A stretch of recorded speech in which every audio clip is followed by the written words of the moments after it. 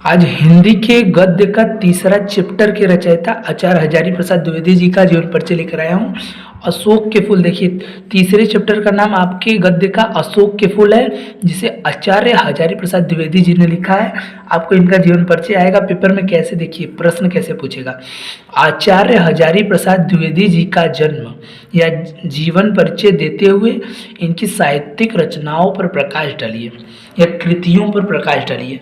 तो आपको सिर्फ ये जो मैं बता रहा हूँ उसको लिख देंगे तो आपका 3 नंबर मिल जाएगा। देखिए, आचार्य हजारी प्रसाद द्विवेदी जी का जन्म 1907 ईस्वी को बलिया जिले के दुबे का छपरा नामक ग्राम में के एक प्रतिष्ठित सरयू पार, मतलब सरयू नदी के सरयू नदी के पार स्थित ब्राह्मण कुल में हुआ था। संस्कृत एवं ज्योतिषी का ज्ञान इन्हें उत्तराधिकार में अपने पिता पंडित अनमोल दुबे से मिला था। मतलब कि इनके पिता का नाम अनमोल दुबे था।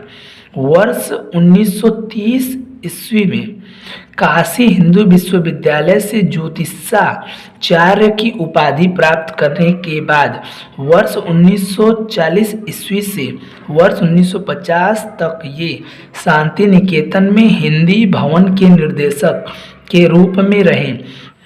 विस्तृत स्वाध्याय एवं साहित्य सृजन का शिलान्यास यही हुआ।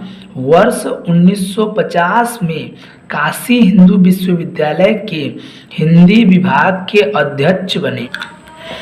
अनेक गुरुतर दायित्वों को निभाते हुए उन्होंने वर्ष 1979 में रोग शैया पर ही चिर निद्रा में लीन हो गए। मतलब बीमारी जब थी इनकी तभी ये चिर विलीन हो गए, मतलब इनकी मृत्यु हो गई।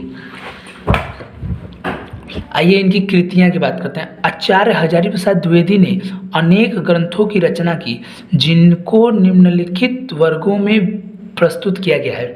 पहला, इतिहास। देखिए, हिंदी साहित्य इतिहास में इन्होंने हिंदी साहित्य का आदिकाल और हिंदी साहित्य की भूमिका, निबंध का संग्रह, अशोक के फूल, कुटज, विचार प्रवाह, विचार और विचार वितर्क, कल्पलता, आलोक के पर्व, इन्होंने साहित्य शास्त्री और आलोचनात्मक ग्रंथ भी रचे। कालिदास की ललित योजना, सूरदास, कबीर, साहित्य सहचर, साहित्य का मर्म, इनकी रचनाएं। देखिए, उपन्यास भी इन्होंने रचे। बाण भट्ट की आत्मकथा, अनाम दास का पोथा, चारुचंद्र लेख और पुनर्वा। भाषा शैली,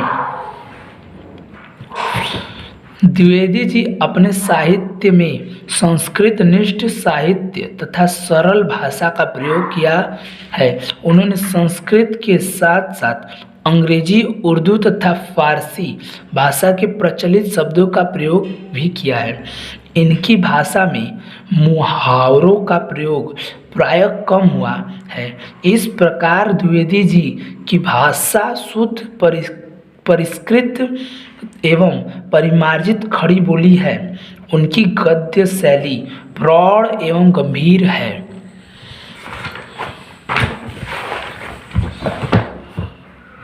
हजारी प्रसाद द्विवेदी जी का हिंदी साहित्य में स्थान।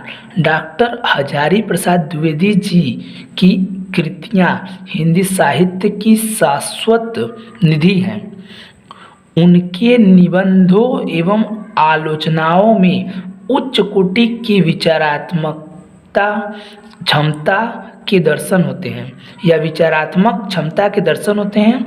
हिंदी साहित्य जगत में उन्हें एक विद्वान समालोचक, निबंधकार एवं आत्मकथा लेखक के रूप में ख्याति प्राप्त है। वे एक महान साहित्यकार थे। आधुनिक युग के गद्यकारों में उनका विशिष्ट स्थान है। आचार्य प्रसाद हजारी प्रसाद द्विवेदी जी हिंदी साहित्य में अपना अमूल स्थान रखते हैं। आप लास्ट में ये जरूर लिख दीजिएगा, अगर आपको ज़्यादा नहीं आ रहा है कुछ तो उनकी भाषा शैली शाश्वत निधि है, लिखने के बाद वो अब अंत में जरूर लिख दीजिएगा कि किसी भी जीवन परिचय में कि ये हिंदी साहित्य में अपना अमूल निधि स्थान रखते हैं। और वीडियो पसंद आई हो तो वीडियो को लाइक तथा चैनल को सब्सक्राइब कीजिए। पूरा आपका 12 का पूरा physics, chemistry, math, Hindi, English सभी पूरा कंप्लीट करवाऊंगा। धन्यवाद।